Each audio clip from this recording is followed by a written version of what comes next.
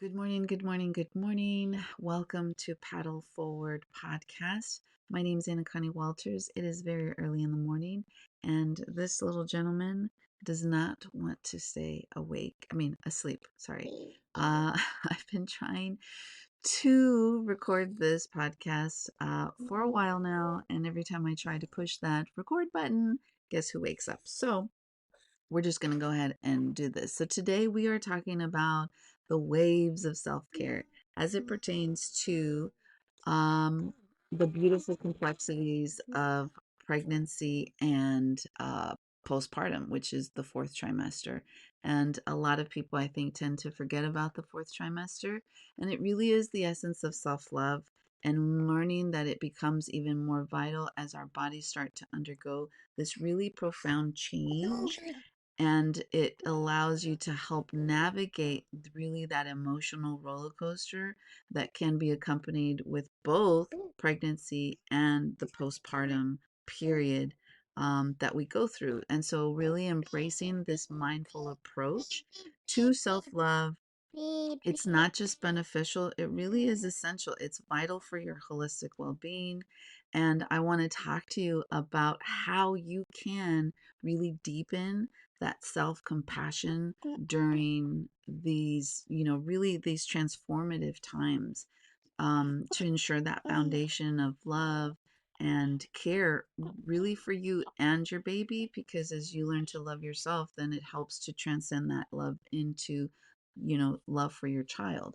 And so, as we start to go into this podcast, I want to give you not just some information on like all the stuff that we probably have heard, but actual actionable steps for each phase, because it really is a journey. And I'm a huge advocate for self love.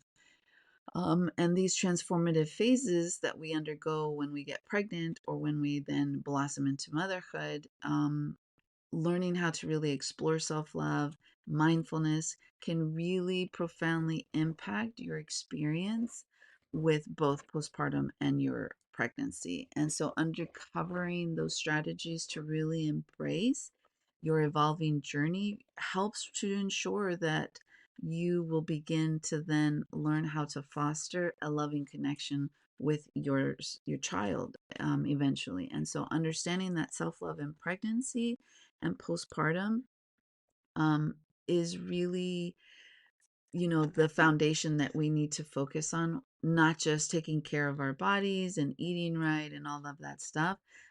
Your body's incredible journey, by you self-loving, you're acknowledging that, and you're, not judging yourself, you're caring for yourself both physically and emotionally.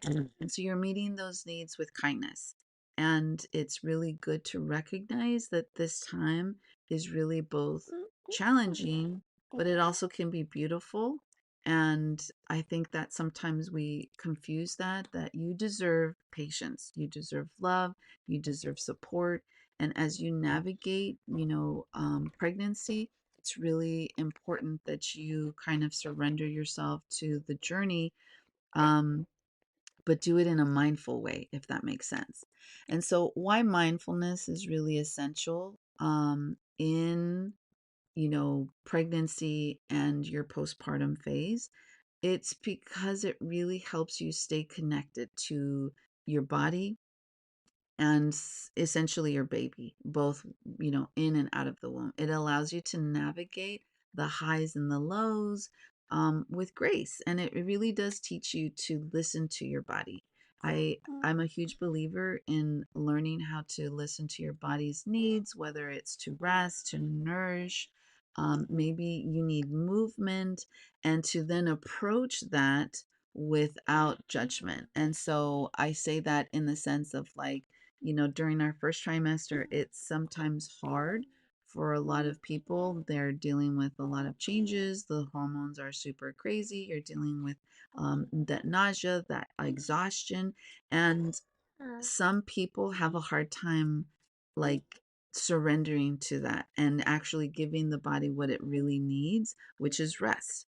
And maybe meditation. There's a lot of, sometimes, anxiety that comes with finding out that you're pregnant.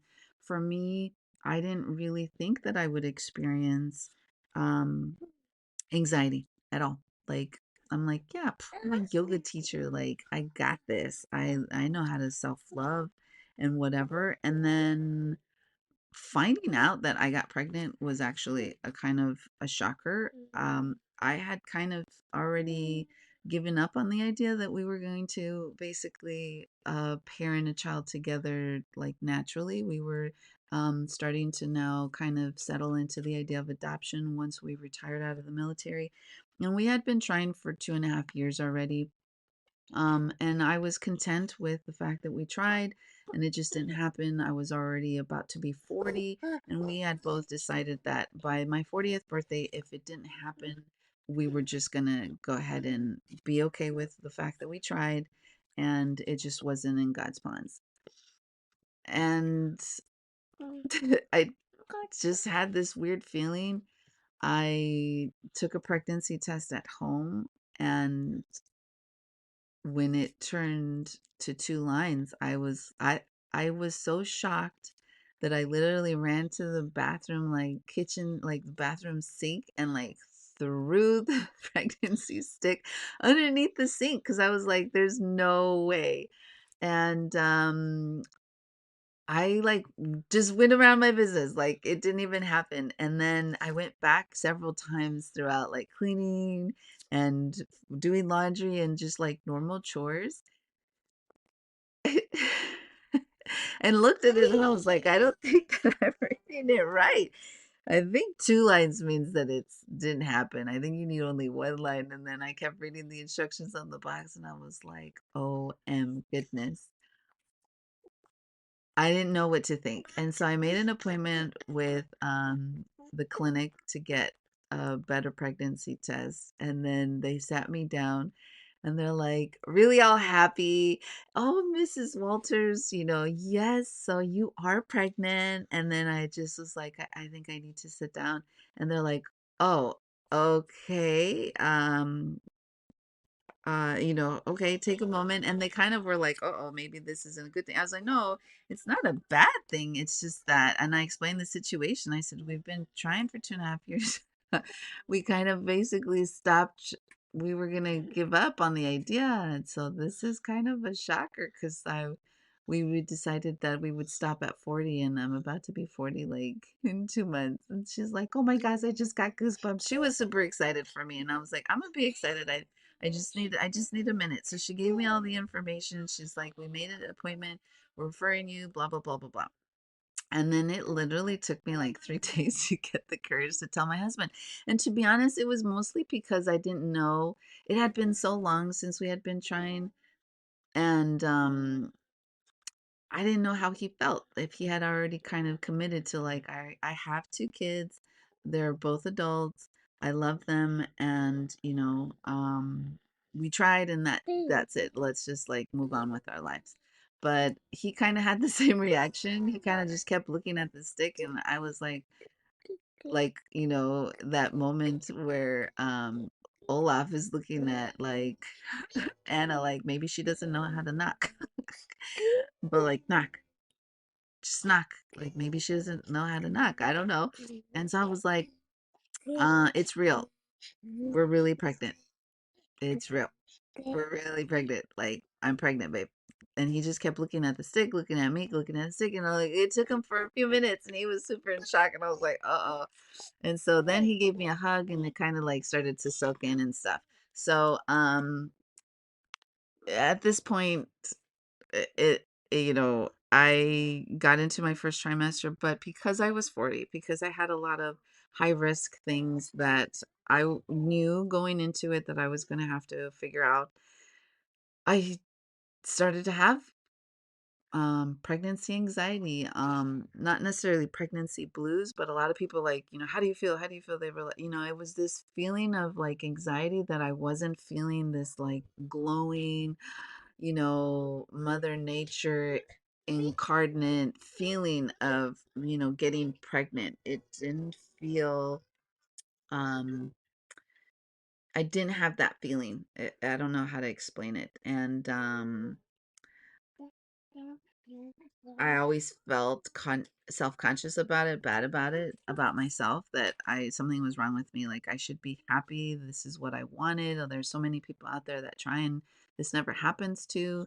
And it wasn't that I wasn't feeling those things. It's just that I wasn't feeling it at the extent that everybody kind of portrays it, either on social media or, this expectation that you're just supposed to be like glowing and just over the moon. And like I said, I was happy. I just wasn't, um, showcasing it the way people were expecting me to do it, and then it made me feel bad, like I maybe was ungrateful. Thank you. Thank you. So that's what I mean when you start to practice self-care and compassion.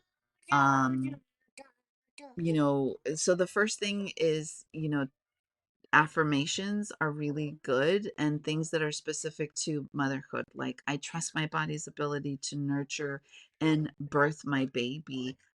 Maybe I am loving and I am capable to be a mother. These things can really profoundly impact your confidence and your emotional well-being. The second thing that you can start to maybe do is mindful meditation. Focus on motherhood, dedicated time for that meditation that focuses on the bond between you and the baby. So for me, I graduated my prenatal certification for yoga the day I found out I got pregnant, which was just like bizarre, weird, universal, collaboration there. And so I knew how to meditate. I did prenatal yoga pretty much throughout my entire pregnancy. I taught regular yoga because I was already a yoga instructor, but it really, teaching prenatal yoga and regular yoga did help because it helped me learn how to meditate. And I was not a very big meditator. I didn't think that I would be a good meditator because I'm one of those that always has constantly thoughts, and I have a hard time shutting down my mind, especially at night, which is why I have to take this calming drink to help me sleep. Otherwise, my mind just kind of goes and I don't get quality sleep.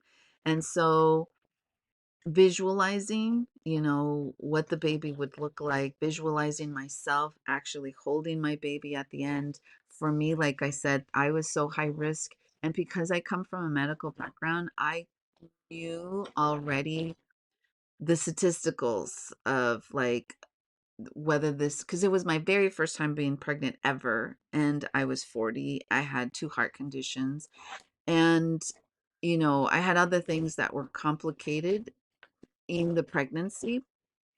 Um, and so I knew everything that that came up just continued to get stacked on, to just add on to the anxiety of me, scared that the pregnancy wasn't going to be successful. And so these things did help in those times where it was kind of, stressful. And so visualizing a healthy pregnancy, visualizing a positive birth experience, or simply just sending love to your baby. Putting one hand on your heart, one hand on your belly as you inhale, is what I tell my clients. Inhale, sending love and light to your baby, and then as you exhale, sending that same love to yourself. Inhaling love and light to your baby, and then as you exhale, send that love back to yourself.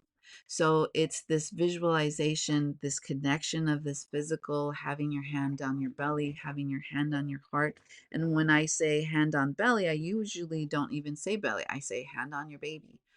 Put your hand on your baby, connect with your baby, send them love.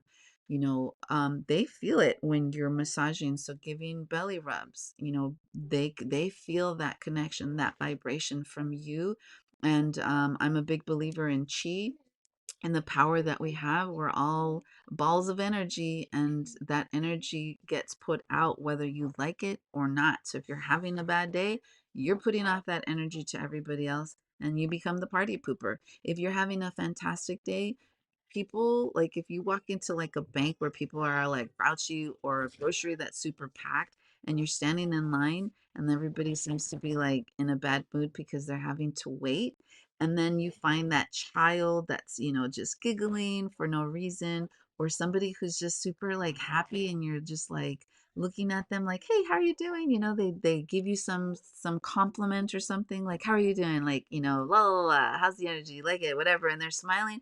And then you don't have any other choice but to like embrace that feeling that they're sharing. And so it's the same thing when you share that with your baby, even when you're pregnant. And it really gives this feeling of connection and peace. And so it's really a beautiful thing to try. Journaling for gratitude and reflection is also a really good one to try. Something again specific to motherhood, specific to reflecting on your journey, whether it's through pregnancy or through postpartum, especially those early days. Journaling really can help in the process of, helping you process your emotions, helping you recognize your emotions, and then from there, allowing you to grab that strength, resilience that you really do possess.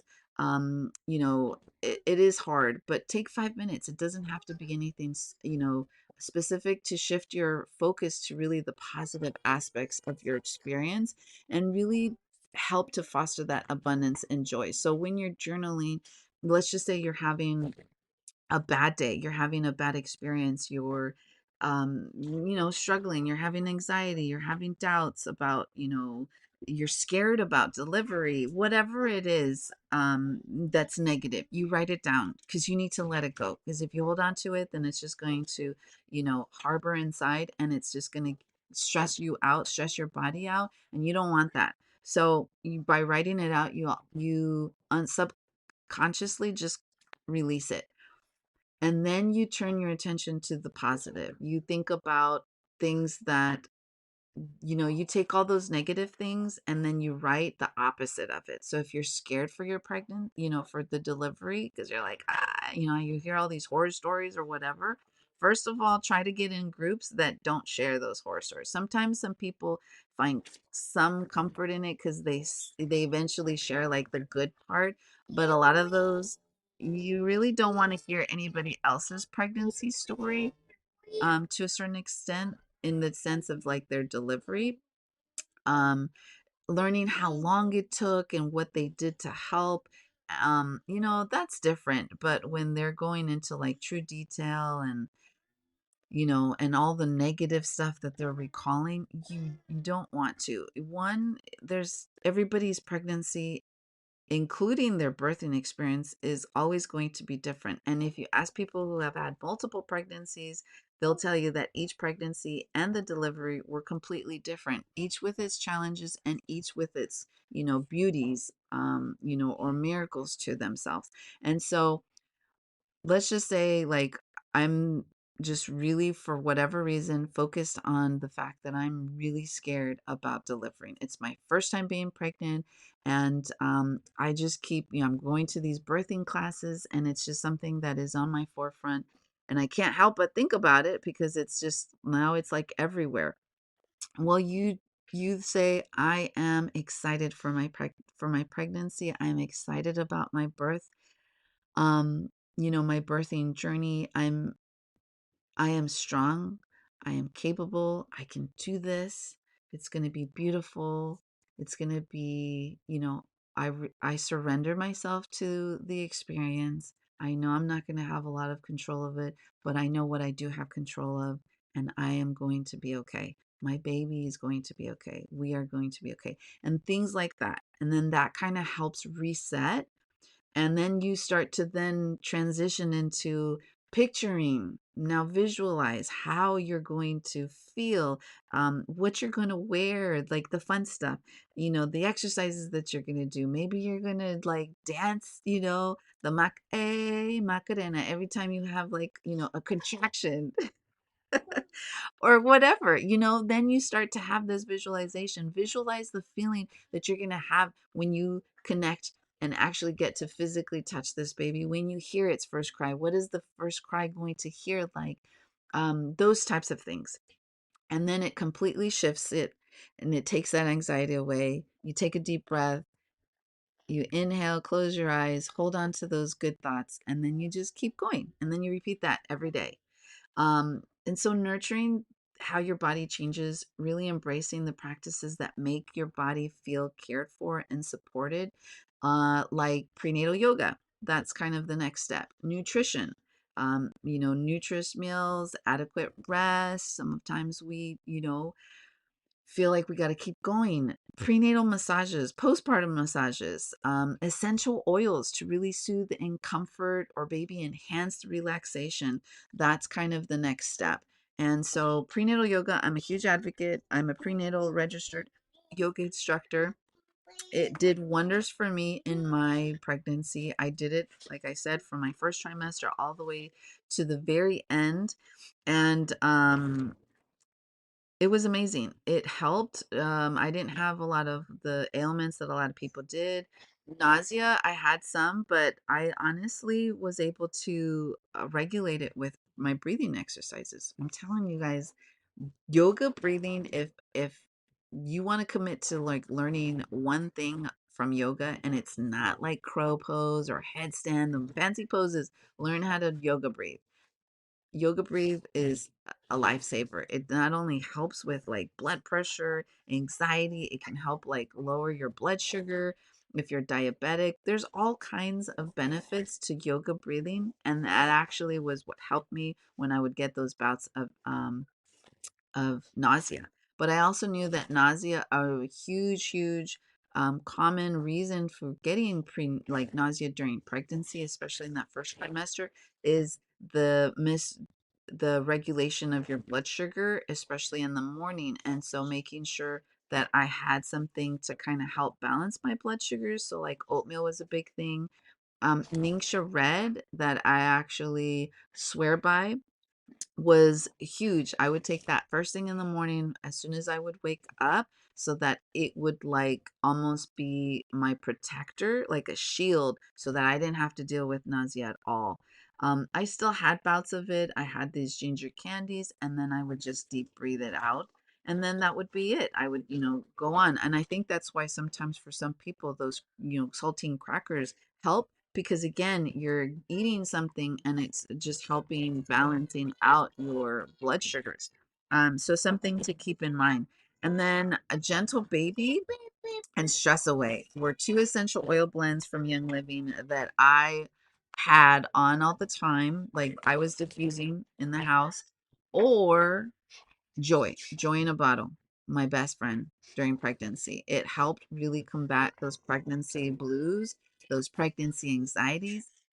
And so, to just kind of wrap it up, I just want to make sure that the last thing you do is set boundaries. And it's really for that rest and recovery. It's crucial to set boundaries to allow yourself to rest and recover. I think it was more important postpartum than it was during my pregnancy, but you need to communicate your needs openly with your spouse, whoever your support network is. If you have parents or your best friend who's coming, you have to find time to prioritize your well being and self care. Ensure that you're going to have the energy for your baby. It's hard as enough as it is without being able to take care of yourself.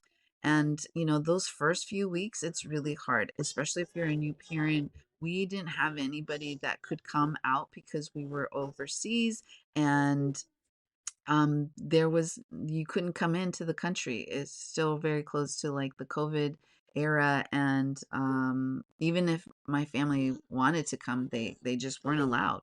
And so it was just my husband and I, and although he had two kids, both his kids, remember, are both adults. So for him, it was a new experience, starting all over, and almost two decades later. So it was a new thing for both of us, a new learning curve, new parent anxieties, like, and we both were hospitalized, right after birth for a week, him in the NICU and me in the maternity ward. So for us, we had extra anxiety coming home, and I had severe postpartum like anxiety. I like did not want to leave the house anytime. I had to like even think about leaving the house, I would start to have anxiety and like cry. And so it was just helpful to have, even if it was just during nap time, a few minutes to just sit down and close my eyes and meditate or to journal. Um, and then trying to sleep when they slept. It's super hard because you have all these other things that you're trying to do, but you have to embrace imperfection. And it's this understanding that motherhood is really the journey, and it's filled with constant learning how to forgive yourself for the moments of the doubts that you have, or when you lose your shit and have frustration. Know that embracing imperfection is really the part of the process. And I think it's essential for you to have tools like essential oils for pregnancy and postpartum. Selecting the right tools for you. Maybe journaling is your tool, maybe mindfulness is your tool. And and using them, not just knowing that you have them, but actually using them, finding additional support for your emotional and physical well-being. There's essential oils like lavender, which you can use for relaxation, sleep support if you're having trouble sleeping. Put it in your bath water. It's especially good in the postpartum. Frankincense is really good. It promotes grounding. It promotes calmness, especially when you're trying to meditate or you're journaling, for some mindfulness practices when you're doing that yoga.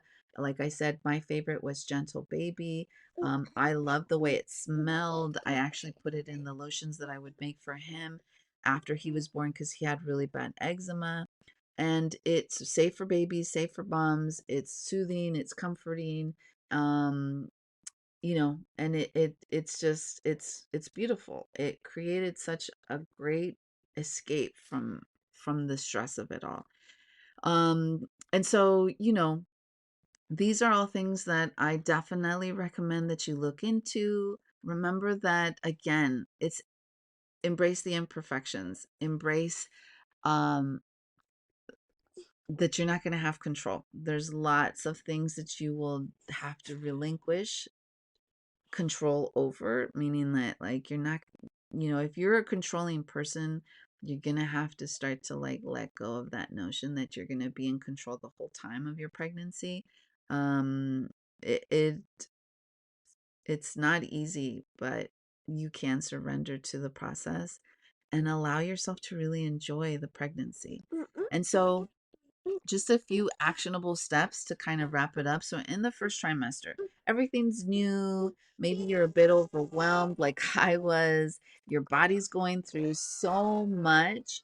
And, you might be not feeling, yourself. You're going to be probably exhausted. Hopefully, you're not dealing with too much exhaustion. And really, the best thing in that first trimester is just to start simple affirmations each morning. Look in the mirror and say to yourself, I am strong, I am capable, and I am going through a beautiful transformation.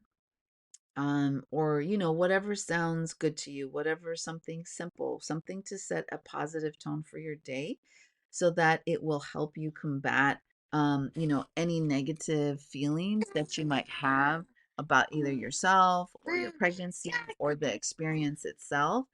um and the changes that are happening in your body. For your second trimester, some people call it the honeymoon phase. I think it's because you start to really feel a little bit more like yourself, your energy starting to come back. If you were not having a good appetite, your appetite starting to come back. And so you want to dive into maybe some prenatal yoga is what I would recommend. It's amazing for keeping your body strong. It's amazing for helping with flexibility, for helping you prepare the body for the changes that are really going to come, for aches and pains.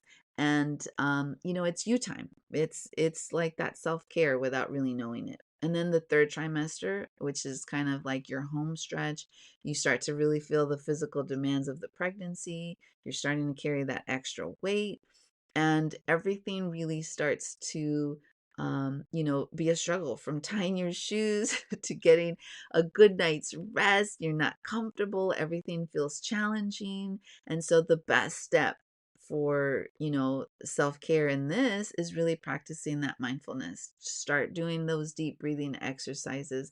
Those birthing classes are amazing. It'll help you relax, it'll help you reduce stress. It does help you prepare for labor, because the only thing that you will be able to focus on during your labor is your breath, and it makes a huge, huge difference in your day, in your birthing experiences. And so for your postpartum in those early weeks, it's really just about adjustment. It's about kind of healing and adjusting depending on the type of birth that you had. You're learning how to care for your baby, and you're dealing with, postpartum recovery, whether it was vaginal or maybe you had cesarean.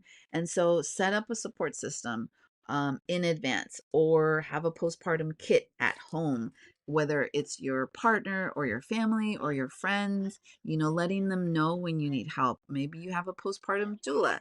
Don't be afraid to ask for help, with cooking, with meals, with laundry, with chores, just even holding your baby so that you can take a little shower, and then as you get into like your 3 to 6 months, finding, you're starting to find your new rhythm. You kind of have an idea of like what you're doing now, or you're feeling a little bit more like you do. And you're starting to feel a little bit more like yourself. You're starting to bounce back, and your pre-pregnancy body is maybe still not in existence. And so I think the best idea is to throw that idea out the window. I think it's better to focus on nourishing your body with good food and gentle movements to continue postpartum. Yoga, walking, taking walks with your baby, get some outdoor stuff, celebrate small victories, give yourself grace. That's the best thing. Because you have to be this, I think, idea that your body's supposed to just snap back to where it's supposed to be, and you should be grocery shopping and doing all the things that you were doing before you got pregnant, like within 3 months. And it's like, no. In Japan, they take a year. That's how long their maternity leave is. A year, y'all, for them to feel like they're doing anything. And a lot of the women out here, they don't even leave their house until after 6 months. And like I said, I didn't. I didn't leave the house until like my third or fourth month. I've seen people who leave the house with like the 3 weeks old, going grocery shopping, and I'm like, no, why?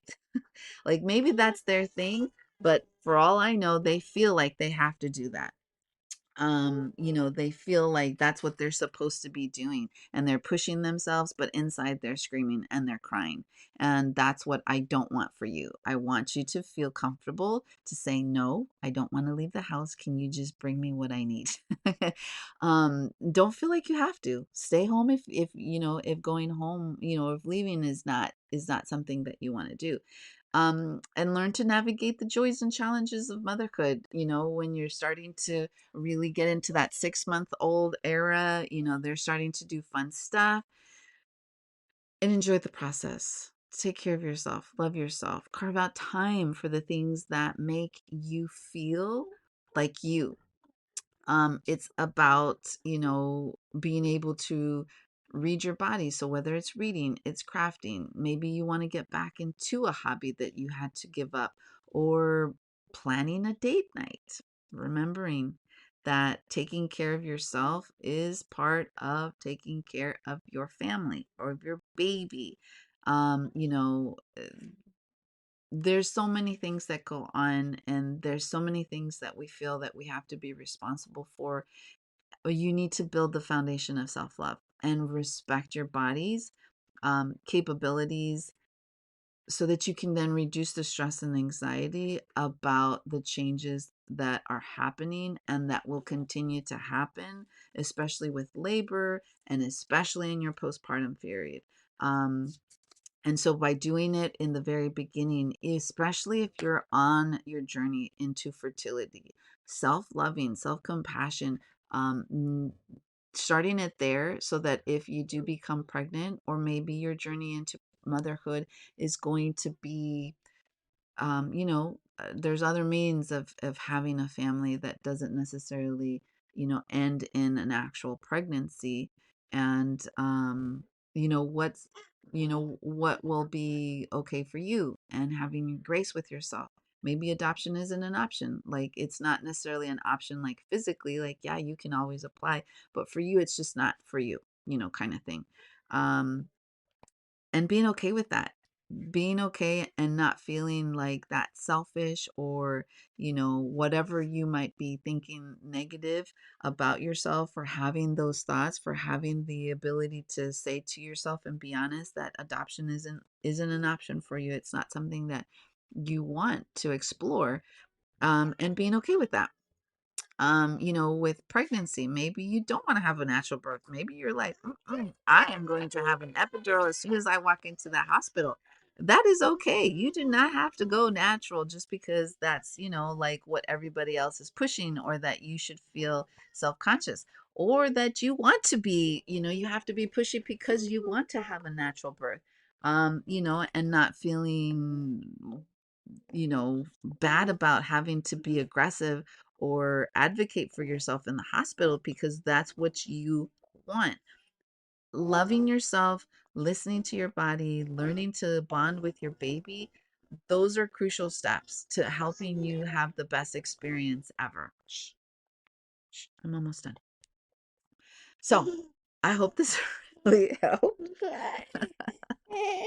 with combating, ideas on how to combat depression, anxiety, to help strengthen your bond with your baby, so that you can be more present for yourself, for your pregnancy, and you can be more happier. So remember, girl, this journey is as unique as you are, and there's no one size fits all. So take what resonates with you from all the things that I've said. Leave what doesn't. My feelings will not be hurt. And the goal is really to navigate these tides of change with a sense of empowerment. Um, and love for yourself, love for your baby. And that's the most important one, for yourself. You cannot pour from an empty cup. You cannot love your baby without loving yourself. And this is a season of your life is so powerful to invite that deepened relationship with yourself, to cultivate self-love, so that when the baby comes, you can pay it forward to them. You can really learn to love your baby, to appreciate them, and welcome your child into a life, as a new mother. And remember that, self love is the thread that weaves through, your journey. Self love is not selfish, it's necessary.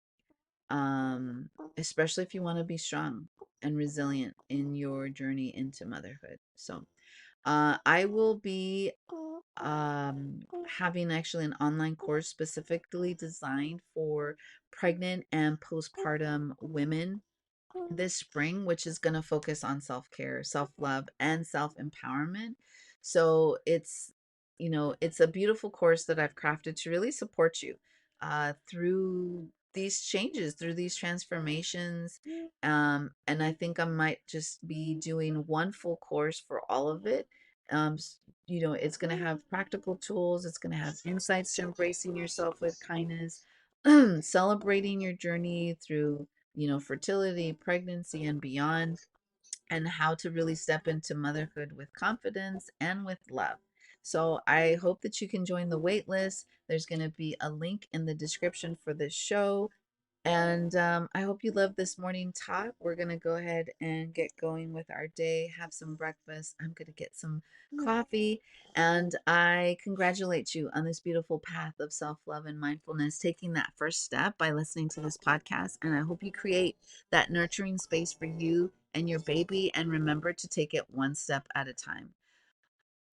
So until next time, keep paddling forward, stay beautiful, and stay fabulous.